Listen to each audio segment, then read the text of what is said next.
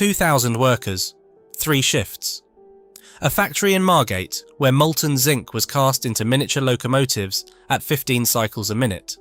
Die cast, precision tooled, heavy enough in a child's palm to feel like something that would last forever. For generations, a Hornby train set under the Christmas tree was a rite of passage.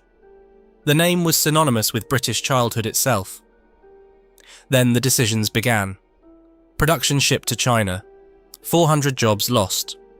The Chinese manufacturer bought by Hornby's direct competitor, the moulds, the steel dies without which not a single locomotive could be made, held to ransom. A 63% defect rate in one holiday season. A share price that fell from 265 pence to 14. The factory sold for less than the price of a vintage dinky collection. Today, the building where tiny trains were assembled stores full-size locomotives. Decommissioned, silent, going nowhere. This is the story of a Liverpool clerk who borrowed £5 from his boss, built an empire on the conviction that the weight of a well-made thing mattered, and a boardroom that sent that weight 5,000 miles away and couldn't get it back. A company that made miniature worlds destroyed the real one it had built around itself. Chapter 1. The Clerk and the £5 Loan. The story begins in Liverpool, 1863, with a boy born above the noise of one of the busiest ports on earth. Frank Hornby came into the world at 77 Copperer's Hill, the only son of a provisions merchant named John Oswald Hornby and a mother, Martha, who loved music and believed in self-improvement. The family straddled the line between upper working class and lower middle class. Frank spoke with a broad Scouse accent that never left him, no matter how rich he became. He disliked school. He played truant often. He left at 16 and went to work in his father's shop, weighing provisions and tallying ledgers. Nothing about any of this suggested what was coming. When John Hornby died in 1899 and the provisions business folded with him, Frank was 36 years old, married to Clara, a schoolteacher he'd wed in 1887, with 2 sons, Roland and Douglas, and a daughter, Patricia. He took a job as a bookkeeper for a man named David Hugh Elliott, who ran a meat importing business on the Liverpool docks. A bookkeeper, 36, 3 children, the 19th century closing around him like a door. But Frank Hornby had 2 things that a ledger couldn't measure. He had hands that itched to make things. And he had a book his mother had given him, Samuel Smiles' Self-Help, which he claimed to have read over and over again until the binding cracked. He was a devout Christian, a temperance man who'd joined the Band of Hope as a youth, a tenor singer in choral groups, polite and reserved and morally earnest. He was also someone who couldn't stop watching the cranes and the ships and the heavy machinery of the Liverpool docks and wondering how they worked. In 1899, he started making toys for Roland and Douglas in his home workshop. Bridges, trucks, cranes, cut from sheet metal, each piece bespoke, nothing interchangeable. They were father's gifts, charming but limited. Then something shifted in his thinking. The breakthrough wasn't mechanical, it was conceptual. If you standardized the parts, metal strips with regular perforations, at half-inch intervals, they could be bolted together to build anything. The perforations would double as bearings for axles and shafts, turning simple flat strips into the bones of complex mechanisms. Bridges, yes, but also engines, gantries, fairground rides. Anything a child could imagine. He cut the first prototypes from copper sheet, half an inch wide, by hand, and then he ran into the oldest problem in invention. He couldn't afford to patent it. The filing fee was £5. He didn't have £5. So Frank Hornby, the bookkeeper, walked into David Elliott's office and asked his employer for a loan. Elliott said yes. More than that, Elliott saw something. He offered Hornby vacant premises next door to the office, and the 2 men became partners, trading as Elliott and Hornby. In January 1901, Frank filed British Patent GB 1901000587. Improvements in toy or educational devices for children and young people. He was 37 years old. The patent cost £5 borrowed. A second figure proved equally critical. Professor Henry Selby Helly Shaw, head of engineering at University College Liverpool, wrote a letter of endorsement that Hornby exploited relentlessly, sending it to every shop, every distributor, every potential buyer. A respected engineer saying this toy had genuine educational value. Hornby understood something instinctive about credibility. He knew his own name meant nothing. Hele Shaw's meant everything. The first sets went on sale in 1902 under the name Mechanics Made Easy. 16 parts and a leaflet showing 12 models priced at 7 shillings and sixpence. In 1903, 1,500 sets sold. They made no profit. In 1906, for the first time, a small profit appeared. It was the faintest crack of daylight. But it was enough. Chapter 2. Meccano and the Machines of the Docks. By 1907, Hornby's problem had inverted. He couldn't get enough product made. Outside suppliers couldn't meet demand, so he quit his day job, leased a workshop in Duke Street, Liverpool, and began manufacturing with his own machinery. In September 1907, he registered a new trademark, Meccano, thought to derive from make and know. In May 1908, he incorporated Meccano Limited as sole proprietor. David Elliott, the man who'd lent the original £5 and provided the premises, declined to join the new limited company. The partnership that had launched the enterprise ended quietly. What Elliott received for his early faith, the record doesn't say. The Binns Road factory in Liverpool's Old Swan area opened in September 1914. Within 14 years, it employed more than 1,200 people. Frank Hornby had gone from borrowing £5 to running one of the largest toy manufacturers in Britain. And then a war gave him an empire. Before 1914, German manufacturers utterly dominated the model railway market. Märklin, established in 1859. Bing, with over 5,000 employees. Carret, Schwanner. In Britain, a man named W.J. Bassett Loke simply partnered with Bing to import adapted German trains and sell them under his own name. The market seemed locked. There was no point competing. The First World War changed that overnight. German imports ceased. The Board of Trade actively encouraged British manufacturers to fill the gap. And something deeper shifted. Anti-German sentiment meant shops were reluctant to stock German-made toys even after the armistice. The door that had been bolted shut swung wide open, and Frank Hornby walked through it. His first railway product appeared in 1915, a clockwork lithographed tin plate train sold under the name Raylo. The proper Hornby clockwork train launched in 1920. An O-gauge 040 locomotive in enamelled tin plate, available in GNR red, GNR green, or LNR black. A child could buy a clockwork locomotive, a tender, 2 Pullman coaches, and a complete rail set for 6 shillings. By 1930, Hornby trains were outselling Meccano itself. Hornby understood something about desire that most toy manufacturers missed.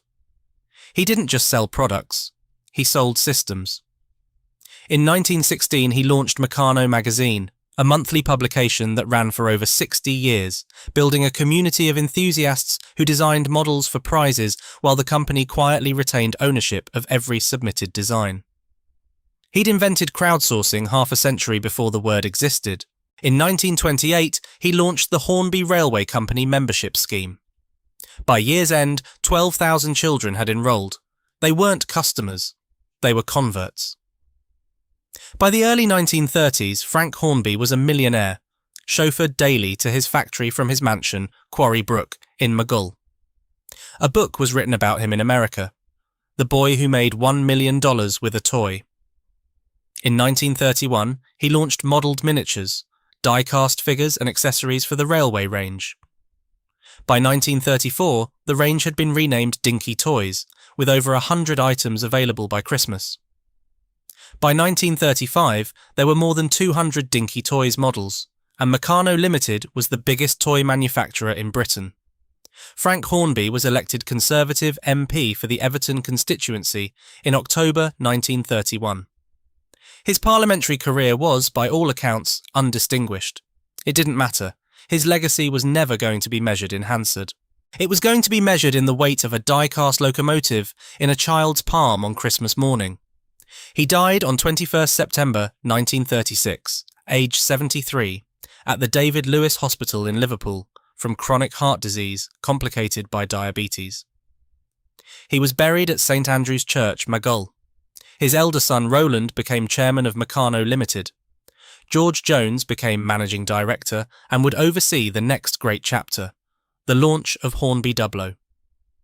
In 1938, 2 years after the founder's death, Meccano Limited introduced Hornby 00. 00 gauge, die-cast metal, available in both clockwork and electric. It was smaller, more detailed, and more beautiful than anything Hornby had made before. It was also more expensive, more complex, and built with a perfectionism that assumed quality would always be rewarded. That assumption would take 3 decades to betray. Chapter 3. Plastic versus metal. The story of how the Margate factory came to exist is, properly understood, a story about how the old Hornby empire was destroyed by a cheaper rival and then absorbed by it. In 1946, a man named Alexander Gregory Vanetzian founded Rovex Plastics Limited in Richmond, Surrey. In 1950, Marks & Spencer asked him to develop an electric toy train set for their Christmas catalogue. It sold spectacularly. The following year, Lines Brothers Limited, the Triang toy empire, founded in 1919 by 3 brothers named William, Walter and Arthur Edwin Lines, the company name a play on their surname. 3 lines make a triangle, purchased Rovex and launched the range as Triang Railways in 1952. Lines Bros built a purpose-built factory on Hornby Westwood Industrial Estate, Ramsgate Road, Margate, Kent in 1953. Production moved there in 1954. According to Martin Weaver, who would later serve as Hornby's brand managing director, Margate was chosen for ease of access to workforce and transport, and its position near the coast for export. The surrounding land was agricultural, cabbage fields, transformed into an industrial estate that would also house Hilger and Watts, whose precision optical instruments would fly aboard John Glenn's Friendship. 7 spacecraft in 1962. The factory next door to the one that made toy trains helped put a man in orbit. What followed was a commercial war that foreshadowed everything that would happen 40 years later. Triang Railways used cheap injection moulded plastic. Meccano's Hornby 00 used premium die-cast metal. Triang was modern, affordable and aggressively marketed. Hornby 00 was expensive, over-engineered and produced using methods that critics called outdated. Meccano Limited, in the words of one industry historian, seemed to believe their products were on another, altogether higher, plane than their competitors. The company had become overstaffed. Manufacturing methods tended toward the traditional. They were making the finest product in the market and losing the market while they did it. When Meccano belatedly launched a 2-rail system in 1959, they used fragile nickel-silver rail and complicated wiring. Triang used simple self-isolating points that a child could actually operate. The verdict was swift. Many customers deserted to the simpler system. By 1963, Meccano Limited was hemorrhaging money. Consultants could see no way it could continue trading profitably. In February 1964, Lines Brothers purchased the full share capital of Meccano Limited for £781,000. The Hornby family was removed from office. The Hornby 00 line was discontinued. The tooling was sold to G&R Wren.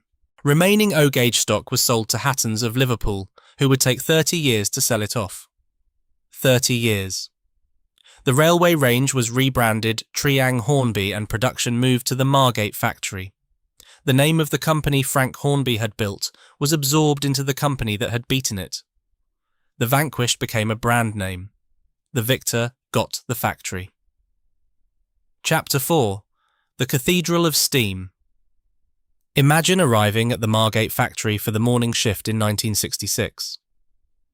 You'd walk through the gates of a site that had already undergone at least 3 expansions since it opened in 1954. A sprawling complex of manufacturing halls, technical departments, experimental workshops, a precision tool room, offices, and a separate warehouse building of such vast scale that decades later it would store full-size standard gauge locomotives. In 1968, Scalextric production transferred here from Havant in Hampshire, adding slot car manufacturing to the railway lines. At its peak, approximately 2,000 people worked across 3 shifts, the workforce swelling further during the frantic run-up to Christmas, when every line ran at capacity and the dispatch department worked through the night. The die casting area was where the real alchemy happened. Mazak, an alloy of roughly 96% zinc with aluminium, copper and magnesium, was melted in furnaces at 400 to 430 degrees Celsius. You'd see pools of shimmering molten metal with dross floating on the surface, waiting to be skimmed by workers in heavy gloves and face shields. Hot chamber die casting machines forced the liquid zinc under enormous pressure into precision steel dies at roughly 15 cycles per minute. A rhythmic clamp, inject, open cycle, accompanied by the hiss of hydraulics and the clank of parting moulds. Freshly cast miniature locomotive bodies emerged gleaming and still warm to the touch. Near the furnaces, the temperature on the factory floor exceeded 30 degrees even in winter. The smell was distinctive and inescapable. Acrid heated zinc alloy mixed with the chemical tang of lubricant and release agents, a smell that clung to your clothes and followed you home. The workers who spent their days near those furnaces knew about metal fume fever, also called Monday morning fever, because tolerance built up during the working week and vanished over the weekend. You'd come back on Monday and the sweet metallic taste would hit the back of your throat again, followed by irritation and something like flu that would pass by Tuesday. The body adapted. The body always adapted. It was the price of the work. But the intellectual heart of the Margate factory wasn't the furnaces, it was the tool room. This was where the precision tool and die makers worked, craftsmen creating moulds capable of reproducing details at 1:76 scale that the National Railway Museum would later describe as almost invisible to the naked eye, or too small to even mould. These weren't men stamping out rough shapes. They were engineering in miniature, cutting steel dies that had to hold tolerances measured in thousandths of an inch. Because at this scale, a riveted seam on a locomotive boiler was barely wider than a human hair. The tool room was where Hornby's reputation lived. Every model that came off the production line was only as good as the die that shaped it, and every die was only as good as the hands that cut it. Rovex had pioneered plastic injection moulding for model railways at this site, learning through early disasters. Their first cellulose acetate coaches warped within months of production, bowing and twisting into shapes one engineer described as somewhat banana-shaped. They mastered polystyrene instead, and their Mark 1 coach tooling from the 1950s proved so well designed that essentially the same products were still being made 40 years later. One set of tools, 4 decades of production. That's what precision bought you. The workflow moved through the factory like a river with tributaries. Raw zinc alloy and polystyrene granules arrived at one end. Die-cast locomotive chassis and injection-moulded body shells emerged from their respective departments and converged on the assembly lines, where workers, predominantly women, fitted wheels, coupled motors, attached detail parts, applied liveries, and tested every model before it was boxed. The paint shop added the finishing touches, the lined liveries of the Great Western, the London Midland and Scottish, the London and North Eastern, British Railways. Each scheme accurate to the prototype, because the collectors who bought these models would notice if the shade of Brunswick green was half a tone wrong. And they'd write in about it. Chapter 5. 3 generations. Through the same gates. Mary Lincoln from Ramsgate started on the Hornby production line in 1965. She worked there for 15 years, leaving in 1980. Her daughter Kathy Stevens followed her through those same factory gates, and Kathy's son Dave Stevens followed after that.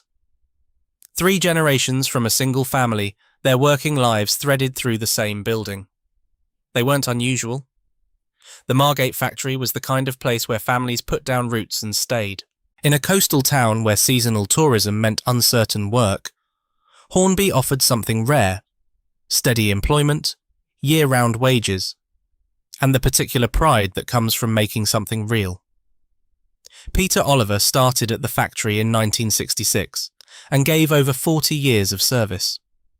Simon Kohler arrived in the early 1970s as a young man and rose to development director, becoming so central to the company's identity that colleagues would later call him Mr. Hornby.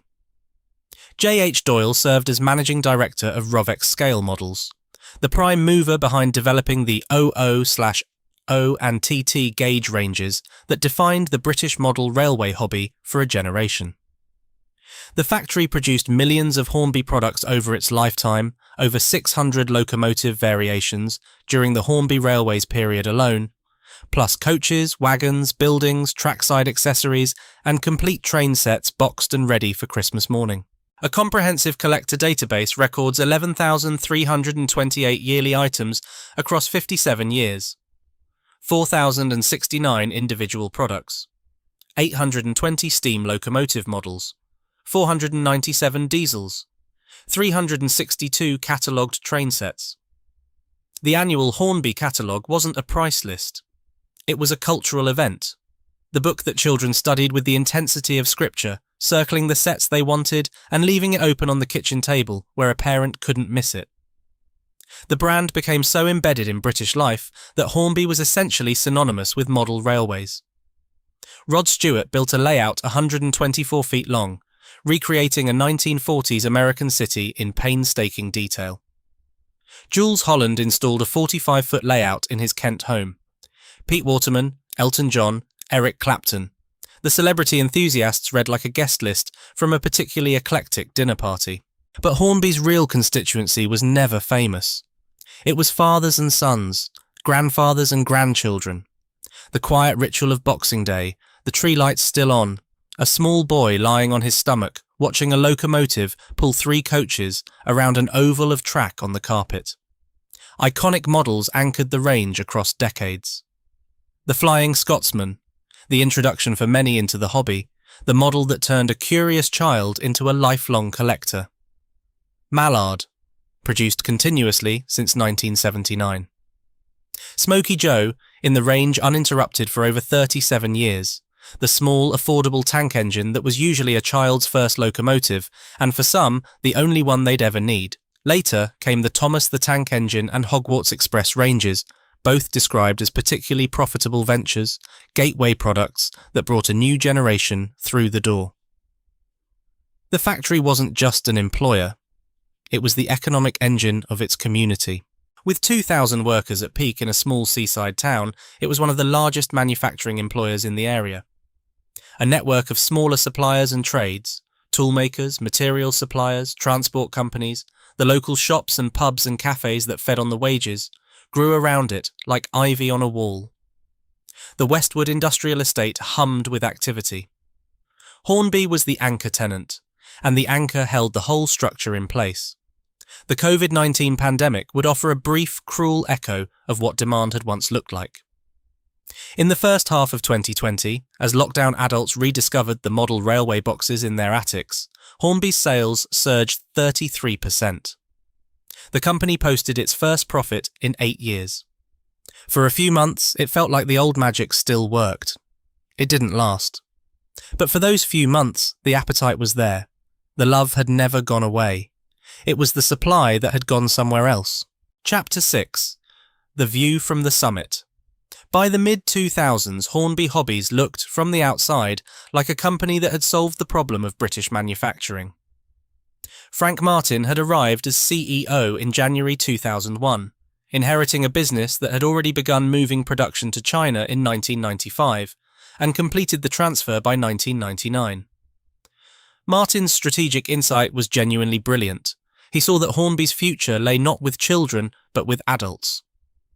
The affluent, nostalgic, detail-obsessed adult collector who'd buy a model locomotive costing 80, 100, 200 pounds and expect museum-quality accuracy.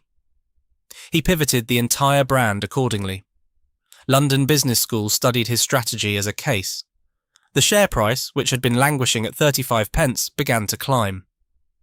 In 2004, Hornby acquired the Lima Group, absorbing Lima, Juef, Rivarossi, Arnold and Poscher, along with the Spanish brand Electrotren. In 2006, it bought Airfix and Humbrol for £2.6 million. In 2008, it acquired Corgi Classics for £7.5 million. The share price peaked at approximately 265 pence. The company was valued higher than it had ever been.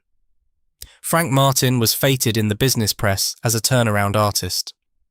And the models themselves, the models were extraordinary. The Chinese manufacturer was Sanda Kan, based in Guangdong province, founded in 1973, with factories across the region and a Hong Kong-based management team under founder W.S. Ting. By the 2000s, Sanda Kan operated 10 factories with an 8,000-strong workforce and was the world's largest supplier of model trains, manufacturing for roughly 50 companies worldwide, Lionel, Atlas, Brawa, Marklin, and dozens more. They produced approximately 60% of Hornby's train set and Scalextric ranges. The landmark product proving China could deliver arrived around the year 2000. The Bullard rebuilt Merchant Navy class, a 462 Pacific locomotive rendered in a level of detail that would have been impossible at the old Margate price point. Industry observers called it a turning point in Hornby model production. Middle managers at Hornby started spending the savings on adding quality, windscreen wipers on a locomotive.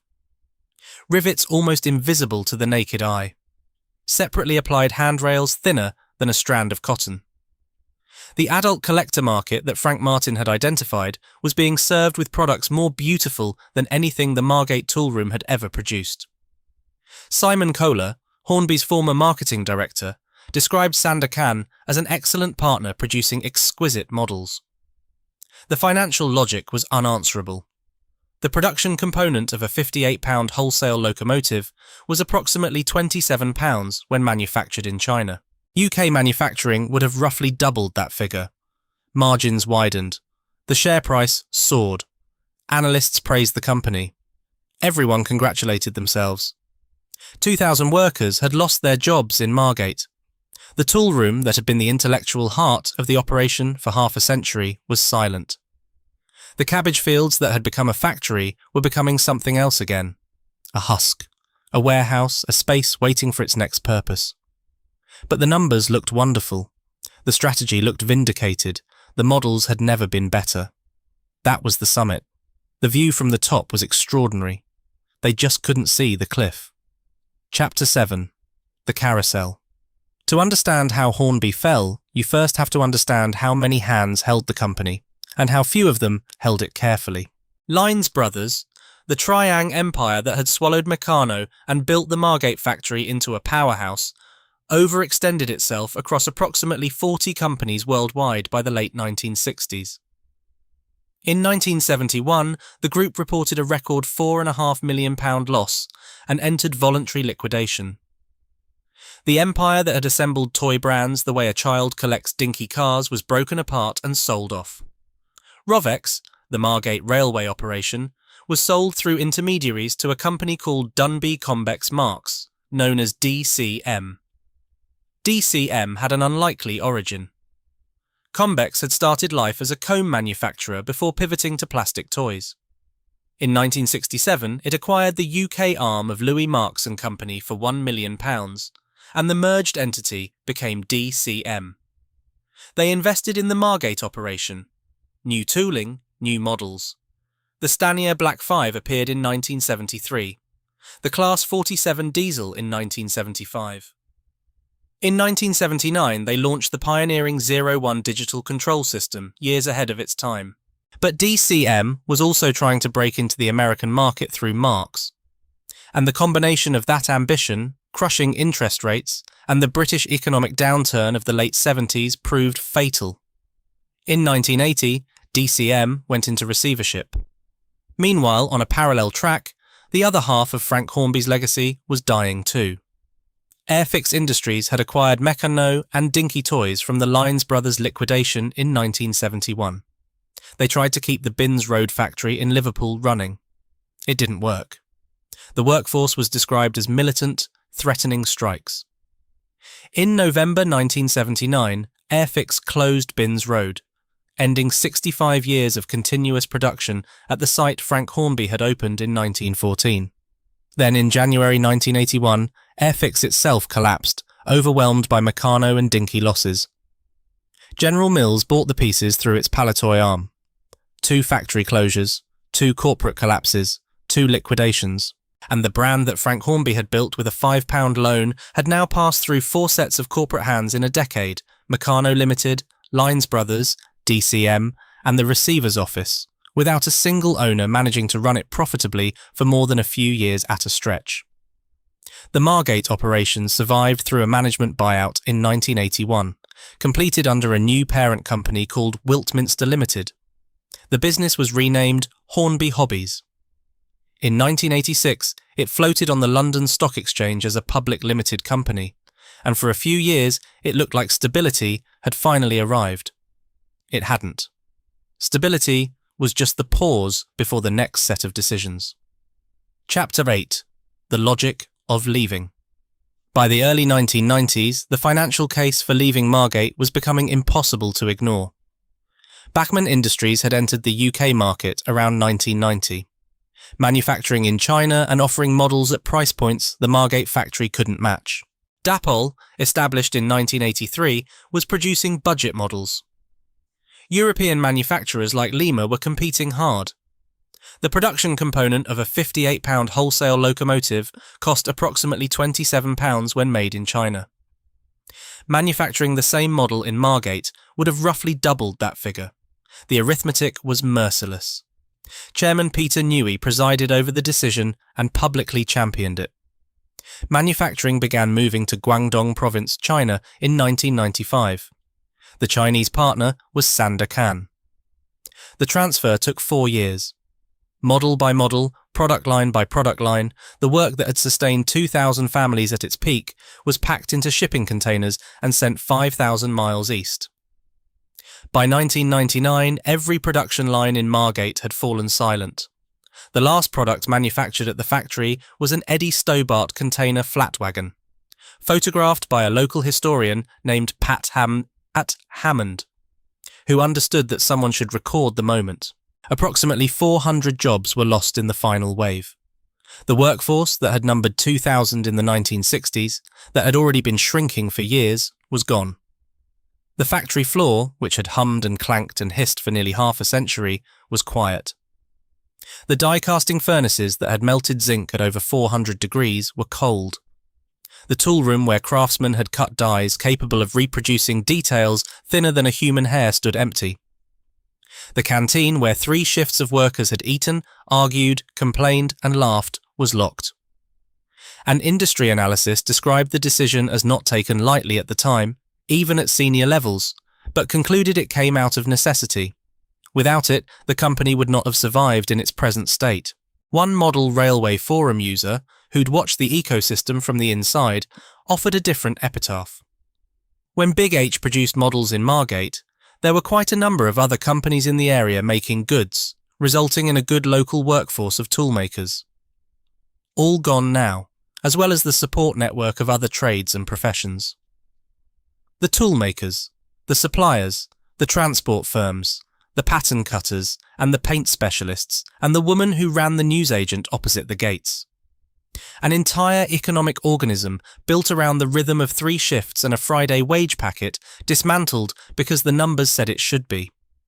And here is the detail that makes the Hornby story more bitter than most outsourcing narratives. The move to China initially produced better models. Not just cheaper ones. Better ones. The bullied merchant navy that arrived around 2000 had levels of detail the Margate toolroom had never achieved. Middle managers started gleefully spending the savings on adding quality. Windscreen wipers, separately applied handrails, rivets you'd need a magnifying glass to see. The adult collectors who'd replaced children as Hornby's core market were served with products more beautiful than anything the old factory had produced. Sanda Kan was described by Hornby's own people as an excellent partner producing exquisite work. The share price climbed from 35 pence to over 250 pence. London business schools studied the strategy. Frank Martin, the CEO who'd inherited and expanded the China model, was celebrated as a visionary. Everyone was right. The decision had worked. Except for one thing. Hornby no longer controlled how its products were made. It no longer employed the people who made them. It no longer owned the relationship between design and manufacture that had defined the company since Frank Hornby cut copper strips in a Liverpool workshop. It had outsourced its costs, and in doing so, though nobody used the phrase at the time, it had outsourced its soul. Chapter 9. The competitor in the factory. Sanda Kan, by the mid-2000s, was the world's largest supplier of model trains. 10 factories, 8,000 workers. Manufacturing for approximately 50 companies worldwide, Lionel, Atlas, Brower, Marklin and dozens of others. They produced roughly 60% of Hornby's train set and Scalextric ranges. The relationship was not a partnership of equals. It was a dependency. Then the dependency became a trap. First, Sanda Kan was taken over by JP Morgan Private Equity. Debt problems and production disruptions followed. Then, in late 2008, the real blow fell. Cada Holdings Company Limited acquired 100% of Sanda Kan for $8.5 million US. Cada was the parent company of Bachmann. Bachmann, Hornby's dominant UK rival. The company, whose cheaper Chinese-made models had been the very reason Hornby moved production to China in the first place. Hornby's primary manufacturer was now owned by its direct competitor's parent company. The factory that made Hornby's trains was controlled by the people selling against them. Hornby's managing director initially pronounced the acquisition a welcome outcome that removes the uncertainty. Louis Polk of Aristocraft Trains called it a marriage made in heaven. Jason Schron, president of Rapido Trains in Canada, saw it differently. He was one of the roughly 50 companies worldwide that relied on Sanda Kan. His testimony was blunt. After initially telling their clients that nothing would change, Cada decided to dump the vast majority of their customers. Suddenly, about 50 model train companies around the world had no factory to produce their models. For Hornby, the supply disruption became catastrophic. By 2013 and 2014, the product delivery-to-order ratio fell to approximately 60%. Hornby received roughly half of what it ordered, with delays stretching across months. Christmas ranges arrived after Christmas. Retailers cancelled orders. Collectors defected to competitors who could actually deliver stock. The company that had outsourced its manufacturing discovered it couldn't get its own products made. And then came the moulds. Chapter 10. Held to ransom. When Hornby attempted to extricate itself from the Sanda Kan relationship to transfer production to alternative Chinese factories, the company discovered something that any outsourced manufacturing lawyer could have predicted, but that no one in the Margate boardroom had apparently prepared for. Sanda Kan delayed releasing the tools and moulds. The tools and moulds. The steel dies that shaped every locomotive body, every coach panel, every wagon chassis. The physical objects without which Hornby could not manufacture a single product. Chairman Roger Canham described a lengthy and complex negotiation with delays in releasing tools and moulds that were needed for production. The language was diplomatic. The reality was simpler. Sanda Kan was in temporary possession of Hornby's assets, and the British firm had little option but to buy itself out of its contract. Harris Sliwoski, the China Law blog, described this pattern, Chinese manufacturers refusing to return moulds unless paid again, as almost standard practice in outsourced manufacturing in China. Hornby had placed all its eggs in one basket and discovered the basket belonged to someone else. Hornby held £600,000 in cash earmarked to pay Sanda Kan for tools, parts and products that had not been delivered or returned. The company ultimately paid £500,000 to secure the return of its own tooling it had already paid to have made. Total losses from the exit reached at least £1.2 million, with foreign exchange movements removing a further $200,000. The moulds came back. Eventually. But the damage was done. The company scrambled to find replacement manufacturers, splitting production across refined, talent, Zindart and microplastics in India, together supplying roughly 70% of goods. But these were new relationships, untested, unproven. Sanda Kan had spent years learning Hornby's specifications, understanding the tolerances, developing the quality control processes. The replacements were starting from scratch with a company that needed product yesterday. The quality collapse that followed was measurable and devastating. A model shop owner testified on a railway forum that of 122 Hornby locomotives ordered for a holiday season, 77 had defects. 77 out of 122. A 63% defect rate. Motors that didn't work. Poor assembly. Marked lining. The Thompson A2 was cited as having numerous production faults. Broader complaints across the hobby centred on cheap disposable can motors, poor traction, bits that fall off when you gingerly take them out of the box. Spare parts became virtually non-existent. A collector who'd invested hundreds of pounds in a Hornby fleet couldn't get a replacement motor, a new set of driving wheels, a coupling hook. The infrastructure that supports a product range, the aftermarket, the service department, the simple promise that if something breaks you can fix it, had evaporated along with the manufacturing base. An important nuance: the quality debate was never straightforward. Many Chinese-designed models with new tooling were genuinely superior to old Margate products in detail and sophistication. The problem wasn't China. The problem was losing the established relationship, the institutional knowledge, the quality control systems that Sanda Kan had developed over a decade, and trying to rebuild all of it from scratch across multiple factories while the company was bleeding cash and losing customers. The models that Frank Martin's middle managers had festooned with invisible rivets and microscopic windscreen wipers were now arriving with motors that seized and couplings that snapped. The irony was complete. The savings that had paid for all that beautiful detail had also paid for the dependency that destroyed the company's ability to deliver it. Chapter 11. The Death Spiral. The financial collapse came in stages, each one worse than the last. Frank Martin departed as CEO in 2013 after a string of profit warnings.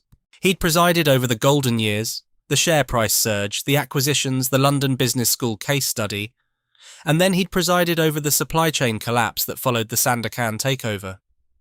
The same strategy that had been celebrated as visionary was now being picked apart as reckless concentration of risk. His successor was Richard Ames, appointed in April 2014. Ames came from Ladbrokes and Dixons, retail backgrounds, not manufacturing. He inherited a company that couldn't get its products made, couldn't control its quality, and couldn't meet its orders. Financial year 2014 brought a pre-tax loss of £2.5 million. The Sanda Kan supply disruption was at its worst. Financial year 2015. Losses widened to £4.4 million. £500,000 paid to exit the Sanda Kan contract. Net debt climbed to £7.3 million. Financial year 2016. Revenue of £55.8 million. But losses of £13.5 million. The share price, which had peaked at approximately 265 pence in 2011, crashed over 70%, from roughly 80 pence to 24 pence in a matter of days. The near-bankruptcy moment came in February 2016. Hornby revealed expected losses of £6 million and warned it was at risk of breaching its bank lending covenant with Barclays. The bank waived its loan conditions for March to prevent default. The company that Frank Hornby had built from a £5 loan was now surviving on the forbearance of its lender. Richard Ames departed. He'd lasted less than 2 years. His replacement, Steve Cook, arrived in April 2016, the third CEO in 4 years. Cook would himself depart by September 2017. The revolving door at the top told its own story. Nobody could fix this quickly because the problem wasn't leadership. The problem was structural. The company had separated itself from its means of production and couldn't put the two back together. Revenue continued to fall. £47.4 million in financial year 2017. Down 15%. £35.7 million the year after that. The trough. The share price told the entire story in a single line on a chart. From 265 pence at the summit to 14 pence at delisting. A decline of roughly 95%. The lifetime savings of small shareholders, many of them Hornby enthusiasts who'd bought stock in the company whose products they loved, evaporated. Chapter 12. Phoenix and what it couldn't resurrect. In the summer of 2017, a man named Gary Channon made his move. Channon co-founded Phoenix Asset Management Partners, a London-based investment firm.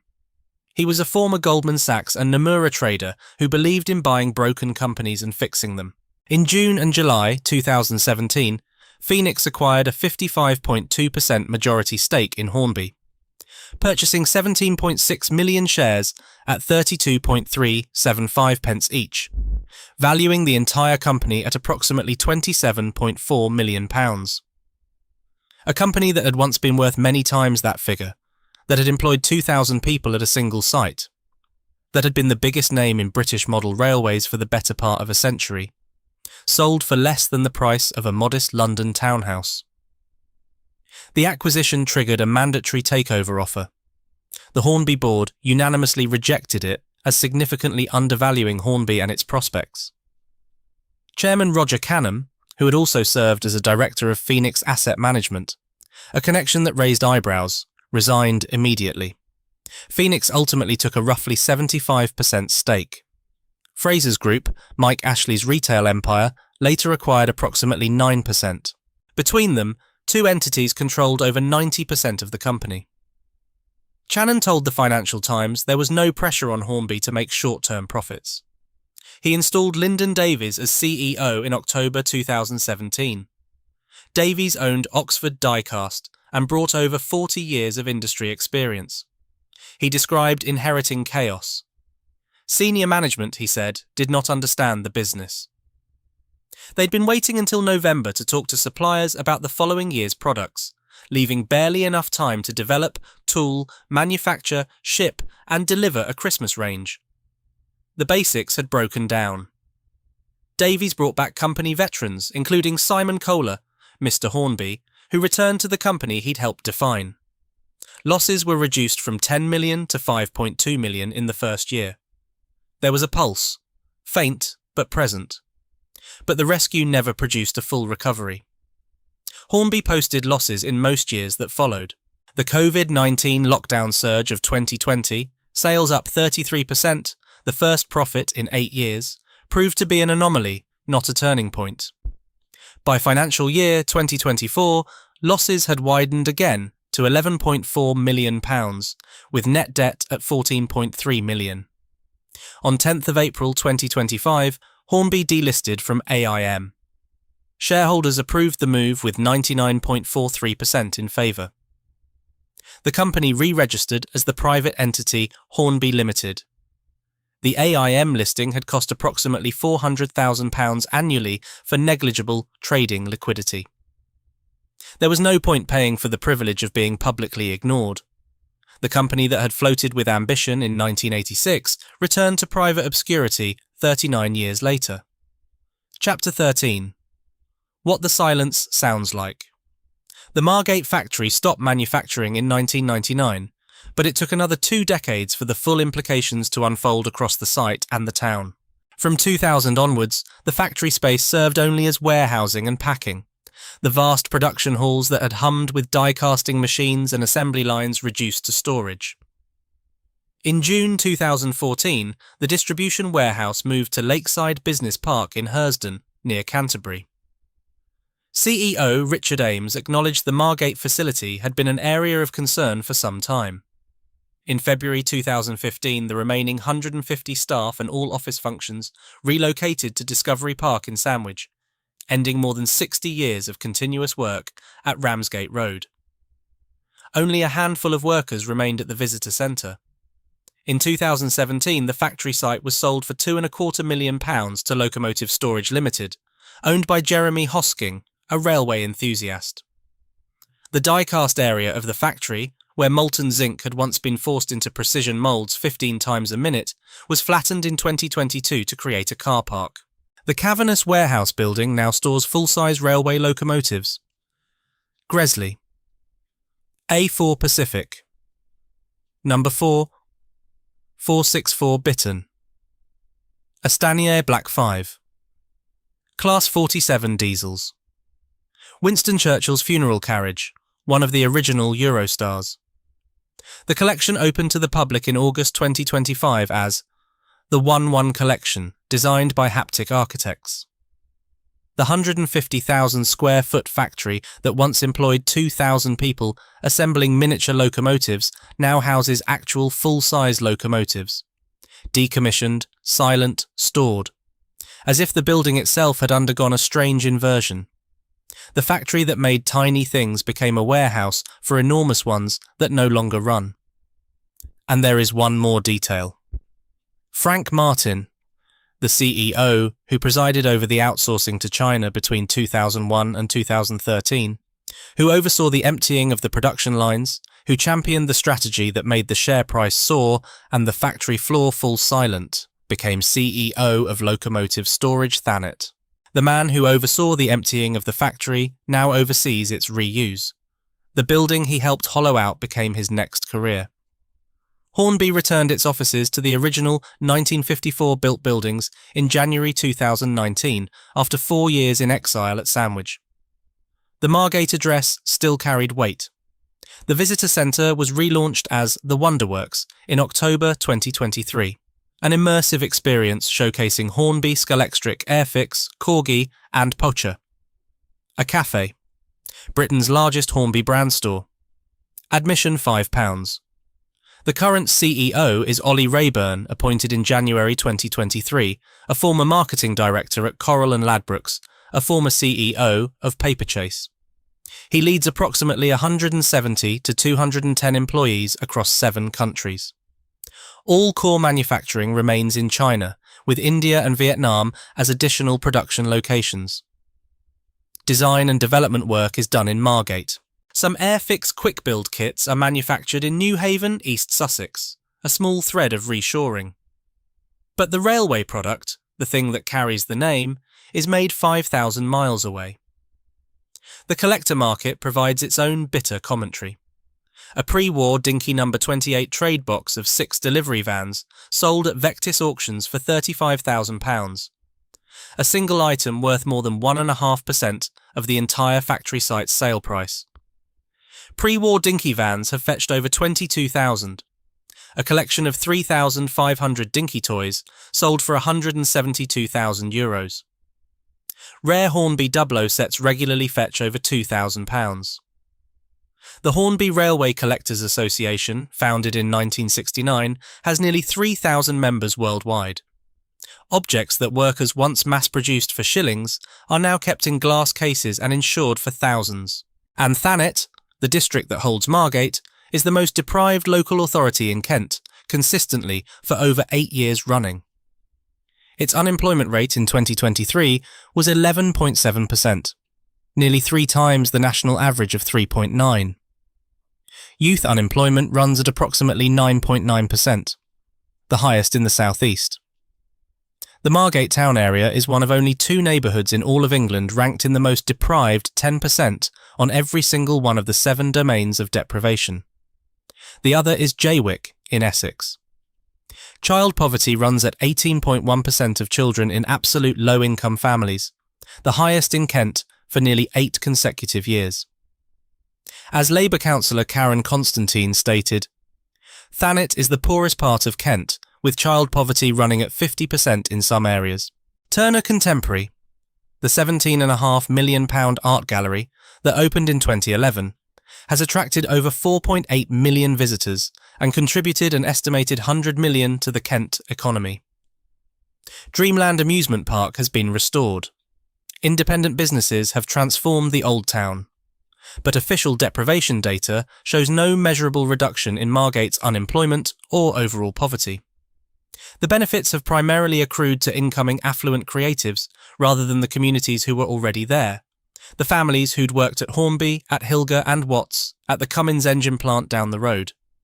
The regeneration happened around them, not for them. Chapter 14.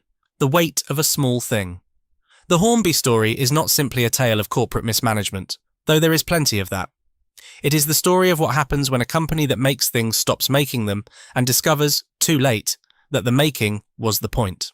Frank Hornby understood this without ever needing to articulate it. He was a man who cut copper strips by hand in a Liverpool workshop, who borrowed £5 to patent an idea, who watched the cranes on the docks and wondered how they worked. He built a company around the conviction that a child holding something well-made in their hands was learning something that couldn't be taught any other way. The weight of the object was part of the lesson. For decades, the Margate factory honoured that conviction. 2,000 workers across 3 shifts, tool and die makers cutting steel to tolerances measured in thousandths of an inch, assembly line workers fitting details so fine the eye could barely register them. The products they made survived generations. A Hornby locomotive bought in 1965 still runs today, the motor turning, the wheels gripping, the paint worn but intact. These weren't disposable.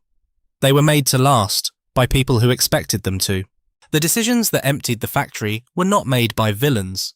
They were made by people reading spreadsheets in boardrooms, facing competitors who'd already moved to China, watching margins shrink, trying to keep a company alive. The logic was sound. The models got better. The share price rose. And then their manufacturer was bought by their competitor. And then the moulds were held hostage. And then the quality collapsed. And then the share price fell 95%. And then the factory was sold for the price of a semi-detached house in Kensington. The seeds of destruction were planted during the years of greatest apparent success. That is the sentence that the entire Hornby story compresses into. Today, approximately 200 people work for Hornby worldwide, across 7 countries. The Margate site houses offices, a visitor centre, and next door, a museum of full-size locomotives parked in the building where miniature ones were made. The collector market values individual items at sums that dwarf the factory's sale price. The brand endures. The name still means something. But the making has gone. The tool room is silent. The die-casting furnaces are demolished. The 3-shift rhythm that organised thousands of lives in a Kentish seaside town. The morning walk to the gates, the clocking in, the Friday wage packet, the pension, the pride, that's finished. What remains is the objects themselves. Small, heavy, astonishingly well-made things that sit in collectors' cabinets and on children's shelves, carrying inside them the memory of a factory floor that no longer exists and the hands that no longer work there. A die-cast Flying Scotsman, heavy in a child's palm on Christmas morning. That weight meant something once. It still does. It just comes from somewhere else now.